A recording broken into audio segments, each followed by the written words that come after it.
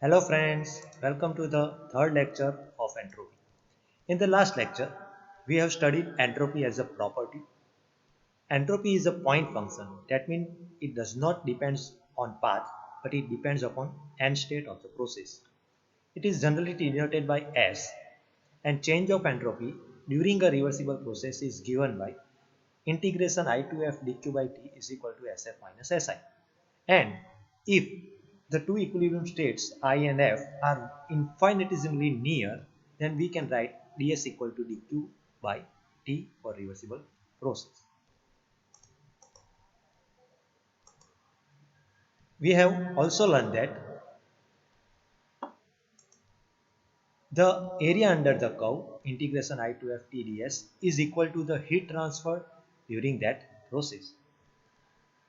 For Clausius inequality, we get the equation for any process dq by t less than equal to ds, and for any cycle, cyclic integral of dq by t less than equal to cyclic integral ds, where cyclic integral of any property is 0. That gives cyclic integral of dq by t less than equal to 0. This is what we learned in the last lecture. Let us see today entropy change during an irreversible process.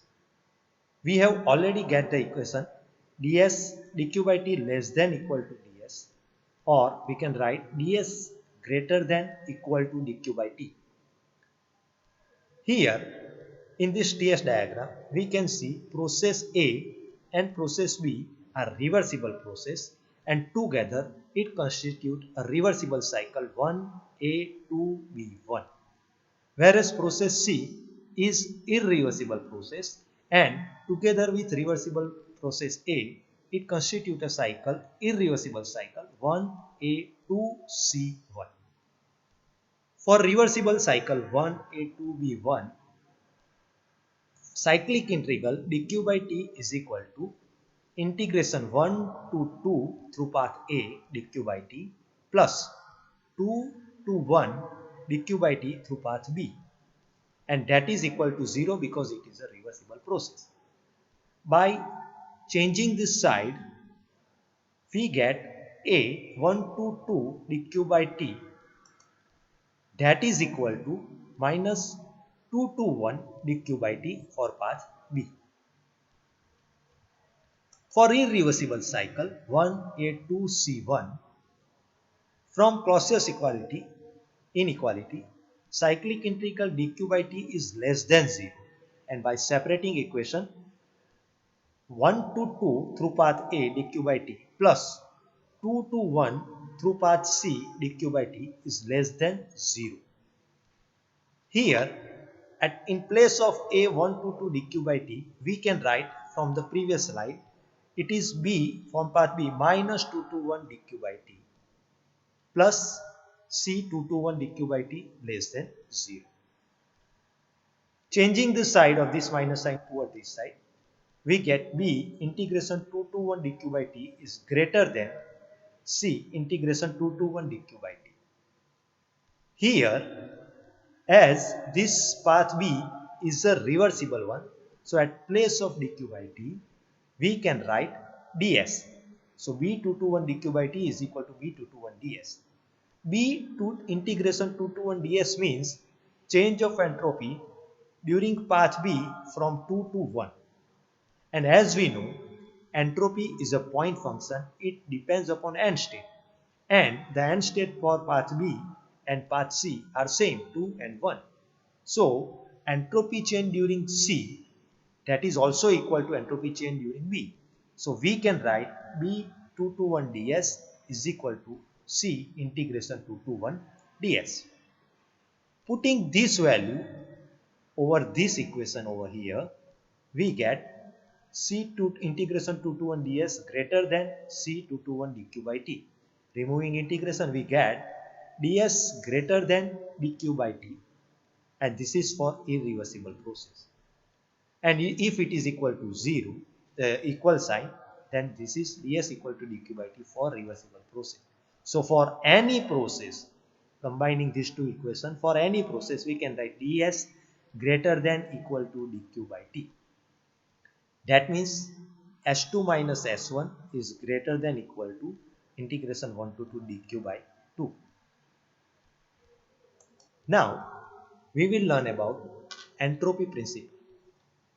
For infinitesimally process undergone by a system, we have equation ds greater than dq by t.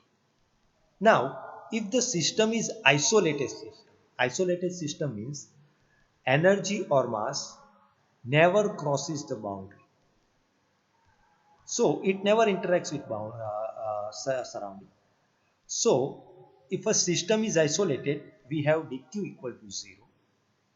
That means for isolated system, ds isolated is greater than equal to 0. Putting dq equal to 0, we get greater than equal to 0. Equal sign is for reversible process. So for reversible process, ds iso is equal to 0, which gives entropy remains constant. And for irreversible process, ds iso is greater than 0. So from this, we get entropy principle as entropy of an isolated system can never increase. Here you can see it is greater than 0 and it is constant. So never decreases. So entropy of an isolated system can never decreases. It always increases. It always increases. And in case of reversible process, it remains constant. So this is known as principle of increase of entropy or simply the entropy principle. Let us understand this principle through diagram of isolated system. Suppose this is one system in which heat interaction takes place, Q is heat and W work interaction takes place with surround. So system and this is a surround. And if we consider a system together, system plus surrounding together, we constitute a isolated system. So an isolated system is a system which consists of system plus surrounding together. So this is having unique boundary. And for isolated system, we can write system plus surrounding and that is equal to universe, that is equal to isolated system. So, as per the entropy principle, ds of universe is greater than equal to 0. That means ds of system plus ds of surrounding greater than equal to 0. This doesn't mean the entropy of system can never reduces. It can be decreased, but at the same time entropy of surrounding will increase and the overall entropy will be greater than 0.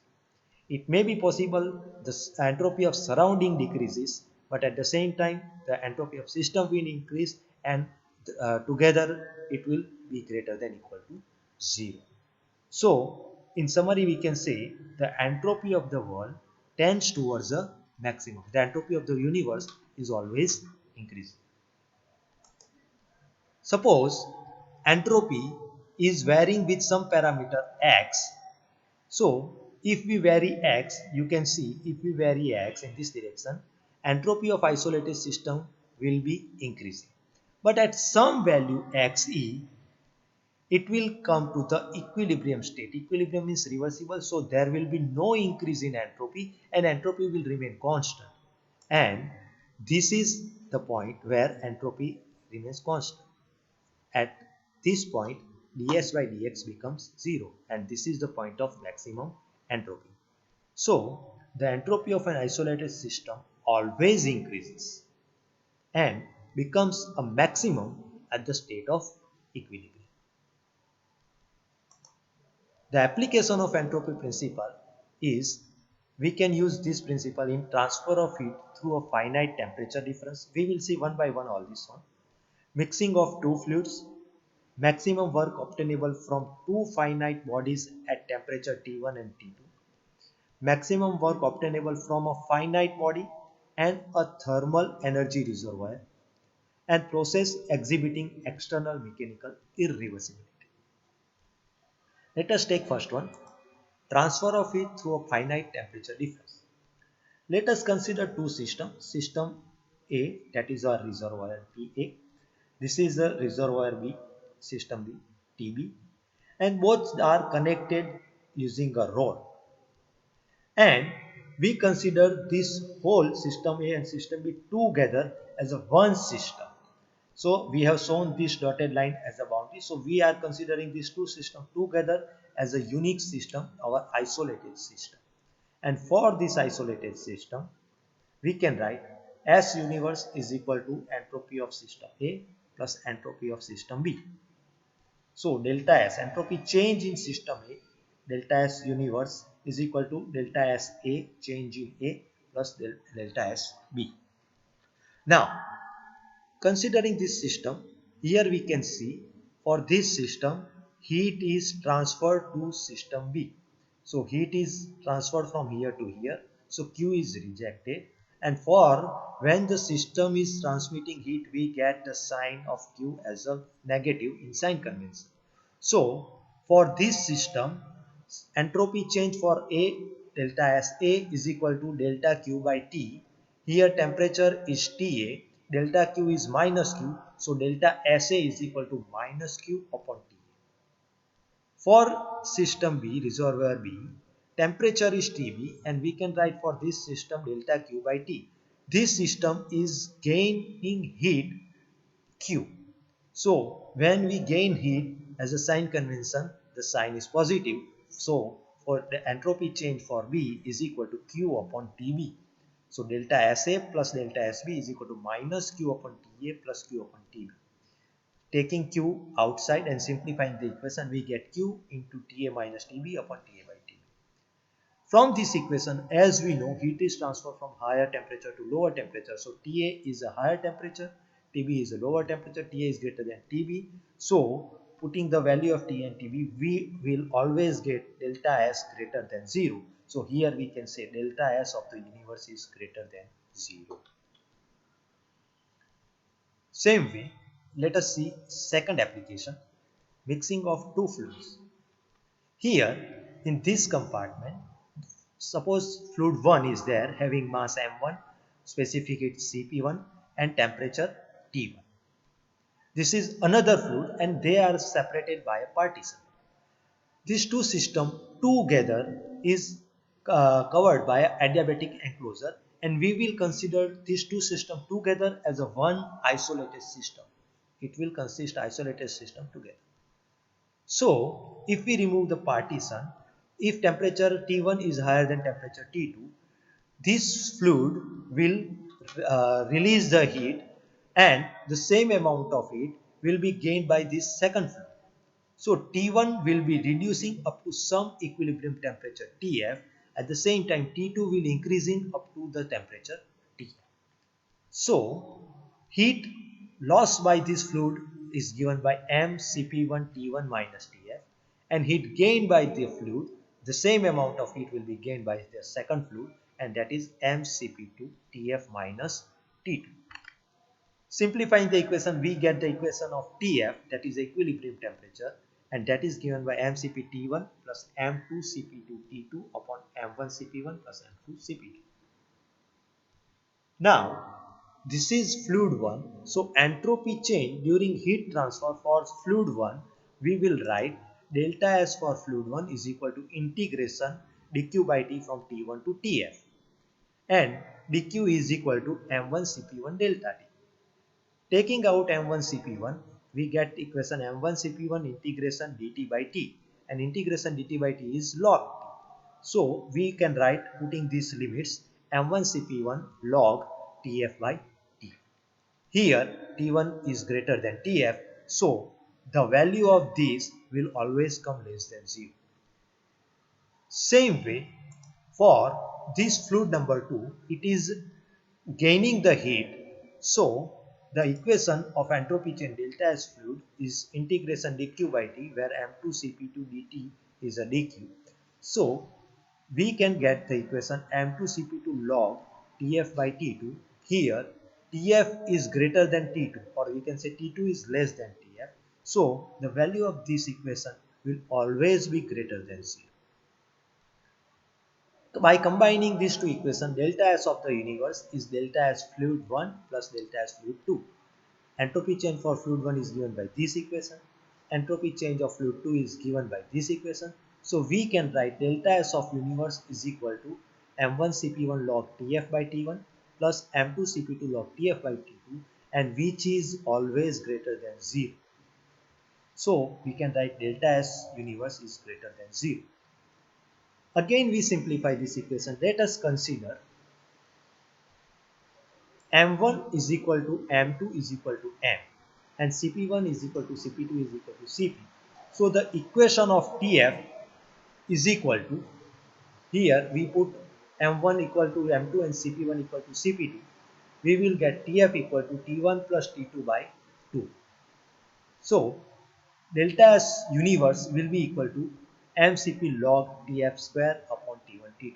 By putting this value here in this equation, m1 equal to m2, cp1 equal to cp2, so we will take out m and cp log Tf square upon T1 T2. So we get equation mcp log Tf by T1 T2 whole square.